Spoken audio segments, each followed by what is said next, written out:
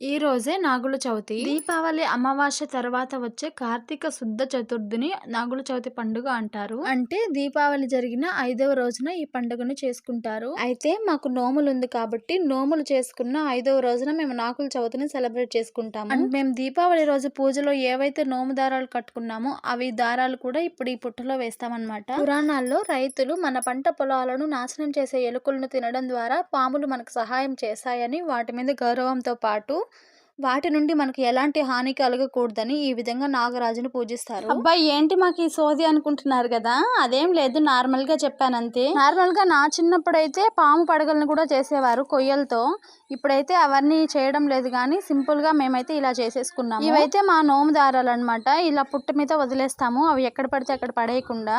ఇంకా ఒక గ్లాస్ పాలు నేలపాలు చేస్తున్నామే అనే ఫీలింగ్ అయితే వస్తుంది అప్పుడప్పుడు నాకు. ఎందుకంటే ఆ పుట్టలో వచ్చి అవి తాగుతాయనేది నాకైతే నమ్మకం లేదు. ఇంకా దారంతో 5 రౌండ్లు వేసేసి పూజ మొత్తం ఇలా కంప్లీట్ చేసుకున్నాం అనమాట. మీరు కూడా ఇలా నాగుల చవితిని సెలబ్రేట్ చేసుకొని ఉంటే తప్పకుండా కామెంట్ చేయండి. వీడియో నచ్చితే లైక్ చేయండి. బాయ్.